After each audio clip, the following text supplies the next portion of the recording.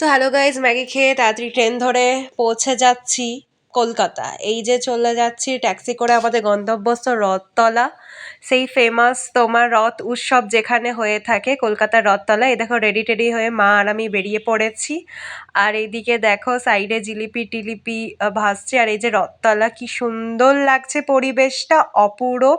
আজকে যেহেতু উল্টো রথের দিন, তাই ভিডিওটা উল্টো রথের দিনই করেছি।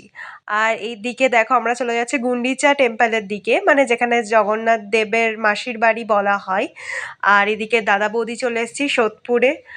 মা আর আমি দুজনেই, অনেক দিন খাওয়া হয়নি, তাই ভাবলাম আজকে বৌদি বিরিয়ানিটা খাওয়া যাক। আর এদিকে আমি আর চলে এসেছি। তারপরে রথতলা তোমার মেলাটা অসম্ভব ভিড় ছিল, কারণ আজকে উল্টো রথ, সেই জন্য লাস্ট ডে।